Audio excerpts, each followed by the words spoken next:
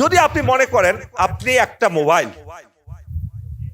এই mobile set, দেশটা একটা মোবাইল সেট, তাহলে কিন্তু সব সমস্যার সমাধান হয়ে যায়, আর কিচ্ছু লাগে না। সেটা কিরকম? আজকে মুসলিম জাতির জন্য সফটওয়্যার হলো পবিত্র কোরআন। সেই সফটওয়্যার কি আমরা নিজেদের মধ্যে ইনস্টল করতে পেরেছি পরিপূর্ণভাবে? 114টা সূরাকে কি ইনস্টল করতে পেরেছি? পারলেও যারা পেরেছে আবার ভাইরাস এসে সেটাকে উল্টাপাল্টা করে দেয়, ঠিক কিনা? সে ভাইরাস দূর করার জন্য কি আমরা অ্যান্টিভাইরাস কোন ইনস্টল করেছি? সেই অ্যান্টিভাইরাস কি? 5 ওয়াক্ত নামাজ পড়া, রোজা করা, হজ করা, যাকাত করা, আল্লাহর জিকির করা, এর মাধ্যমে এগুলো হলো অ্যান্টিভাইরাস। এই পুরো কোরআনকে আপনার ভিতরে যতক্ষণ না পর্যন্ত আপনি ইনস্টল করতে পারবেন পরিপূর্ণভাবে, এই দেশটা যদি মোবাইল চিন্তা করেন, কোরআনী আদর্শ ছাড়া এই দেশ কখনো শান্তি আসবে না। এখন যদি আপনি 5 মিশালি করে ফেলেন, কোরআনও ডাউনলোড করলেন, সেখানে গীতাকেও ঢুকাইলেন, বাইবেলকেও ঢুকাইলেন, আজ এনপি কি জানি বলে, কি জানি ওই যে একটা মানে বিপরীত লিঙ্গের একই লিঙ্গের কি জানি, হ্যাঁ ওইটা ট্রান্সজেন্ডার, এটাও যদি ডাউনলোড করলেন, তাহলে কি ফাংশনাল হবে? ঠিক আমাদের দেশের অবস্থা হয়ে গেছে সেটা। একই জিনিসে আমরা বহু কিছু লোড করে ফেলেছি।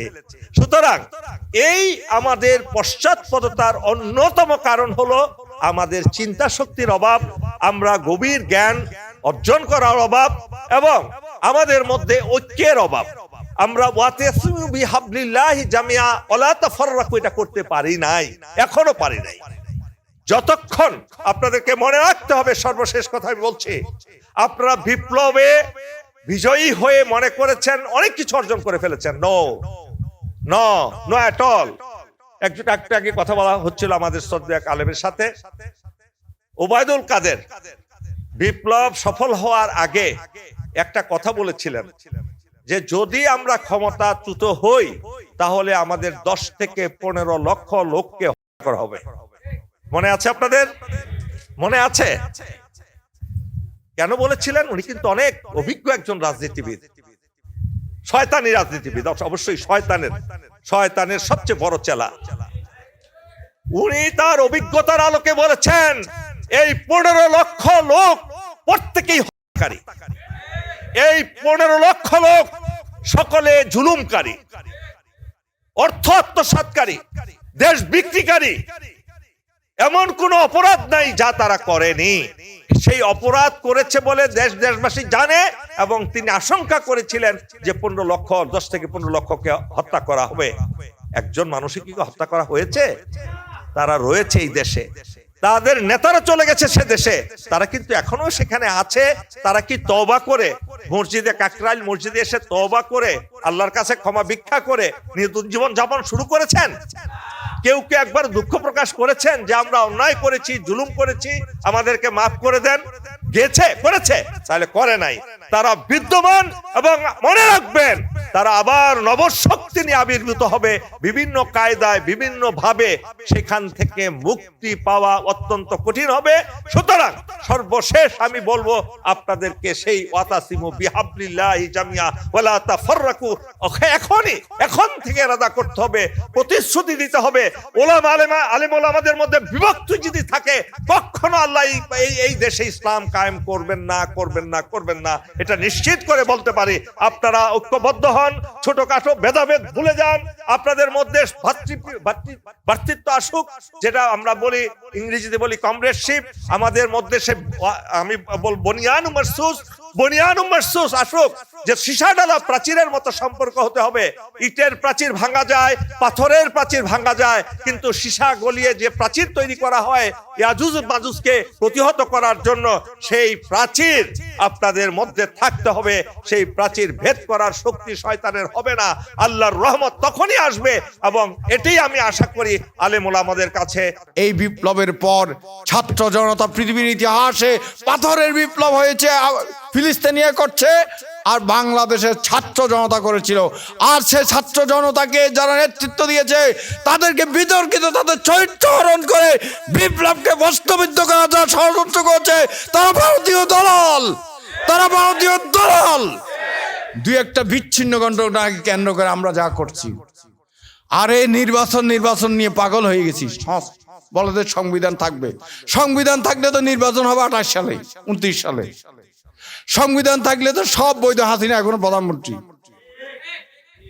কোন বিপ্লবের পর পূর্বের সংবিধান থাকে না, ডাস্টবিন হয়ে যায়। নির্বাচন করার জন্য আমি যে দল করি সেই দলের প্রতি আক্ষেপ করে বলছি। 22 তারিখ বিপ্লব হলো, 7 তারিখ পল্টনে মহাসমাবেশ হলো কি জন্য? নির্বাচনের জন্য। এখনো লাশগুলো দাফন হয়নি, এখনো আহত নিহত চিৎকারে হাসপাতাল কাঁপতাছে। মাত্র 2 দিন পর আপনার নির্বাচন পাগল হয়ে গেছেন। সংস্কার করতে হবে, সংস্কার, নির্বাচন হবে, সংস্কার করতে হবে। এমন এই সংস্কার হবে দুর্নীতির বিরুদ্ধে ঈমান, আকীদা, তাহজিদ, তামাদ্দুন রক্ষার সংস্কার। এমন দুর্নীতিবাজদেরকে যদি করা হয়, হাত কাটা হয় ঘুষখোরদেরকে, এই দেশ অটো ঠিক হয়ে যাবে, সব ফেরেশতা হয়ে যাবে। আর মসজিদের ইমাম হবে, মসজিদের সভাপতি হবে একজন আলেম, তাহলে সংস্কার আরো ভালো হবে। সবাইকে শুভেচ্ছা জানিয়ে, এমন মসজিদ ব্যক্তি মুসলমানদের সংস্কৃতি যেন আমার সভ্যতাকে সমৃদ্ধ করে, এই জন্য আমাদেরকে আমার সংস্কৃতি কি, সংস্কৃতি মানে সংস্কৃতি, আমি যা করি এটার প্রতিচ্ছবি হলো সংস্কৃতি। সংস্কৃতিটা আগে বুঝতে হবে। আমি নামাজ পড়তে যাই সকালে মসজিদে আজানের সাথে সাথে সকালবেলা, এটা আমার সংস্কৃতি। আমি রাস্তায় হাঁটতে গিয়ে আমি একজনকে দেখলে সালাম দিই, এটা আমার সংস্কৃতি। বড়দেরকে সম্মান করি, এটা আমার সংস্কৃতি। ছোটদেরকে আদর করি, এটা আমার সংস্কৃতি, নবীজির সুন্নত। সুতরাং সংস্কৃতি আগে বুঝতে হবে। রাজনৈতিক সংস্কৃতি আছে, অর্থনৈতিক সংস্কৃতি। রাজনৈতিক সংস্কৃতির মধ্যে কি আছে? রাজনীতির সংস্কৃতির মধ্যে আছে, রাজনীতিতে আমরা স্লোগানের একটা সংস্কৃতি আছে। মুসলমানের সংস্কৃতি হবে নারায়ে তাকবীর, আল্লাহু আকবার। আর ওদের সংস্কৃতি হবে জয় বাংলা, জয় হিন্দ, লুঙ্গি ছেড়ে ধুতি পিন। সবাইকে শুভেচ্ছা। আমি 18 বছর জেলখানায় ছিলাম। বন্দির পরে আমাকে যখন রিমান্ডে নেওয়া হয়, 40-45 মতো রিমান্ডে ছিলাম। বারবার একটা কথাই বলেছি, চ্যালেঞ্জ করলাম, কেউ যদি প্রমাণ করতে পারে, কোরআন সামনে নিয়ে আসেন। শপথ করে বলতেছি, আসমান জমিনের কোনো প্রাণী জানে না আমি কোনো ঘটনার সাথে জড়িত না। 21 আগস্ট, রমনা বটমূল, কোনো ঘটনার সাথে আমি জড়িত না। চ্যালেঞ্জ করলাম, কোনো চ্যালেঞ্জ কেউ গ্রহণ করে নাই। কিন্তু 18 বছর জেল খেটেছি। আমাদেরকে জেল থেকে বের হওয়ার জন্য কোনো ধরনের প্রচেষ্টা চালাতে দেওয়া হয়নি। বের হওয়া আমাদের জন্য এখনো কঠিন। এখনো জেলখানায় অনেক আলেম ওলামা দিনদাররা রয়েছে। আমি শুধু মেসেজটা দেওয়ার জন্য এসেছি। যে দেশ মোহাম্মদ বিন কাসিম রহমতুল্লাহ আলাইহি 92 হিজরিতে এসেছিলেন বণিকদেরকে মুক্ত করার জন্য, যে বণিকদেরকে জালেম দাহির বন্দী করেছিল, আর সেখানে নারী শিশু ছিল, তারা ফরিয়াদ করেছিল, হে মুসলমানদের খলিফা, আমরা রাজা দাহির জালেমের হাতে বন্দী, যদি আমাদের মুক্ত করার জন্য তোমরা এই জালেমের বিরুদ্ধে অভিযান না পরিচালনা করো, আমাদেরকে যদি মুক্ত না করো, কিয়ামতের দিন তোমাদের বিরুদ্ধে মোকদ্দমা দায়ের করব। 17 বছরের নওজোয়ান তরুণ 12,000 বাহিনী নিয়ে সিন্ধুতে এসেছিল। এই হিন্দুস্তান বিজয় করেছিল, মুলতান বিজয় করেছিল, দেবল বিজয় করেছিল। মেরে মুহতারাম উপস্থিতি, সেদিন জেলখানা থেকে বন্দীদেরকে মুক্ত করেছিল। ইসলামের বিজয় এসেছিল, ইসলামের কালিমার পতাকা দেশে উড্ডীন হয়েছিল। ইসলামী সভ্যতা, আল্লাহ রসুলের খাদেম ছিলেন তরুণ এক ইহুদি যুবক, আল্লাহ রসুলের খাদেম ছিলেন। মদিনা যখন নবুয়তের শাসন চলে, নবুয়তের আদল ইসলামী শাসন চলে, সাম্য অধিকার আর মানুষের সম্মান, এই সবকিছু সভ্যতা আল্লাহ রসুল শিক্ষা দিয়েছেন। এই দিন পরিপূর্ণ। আল্লাহ ঘোষণা দিয়েছেন,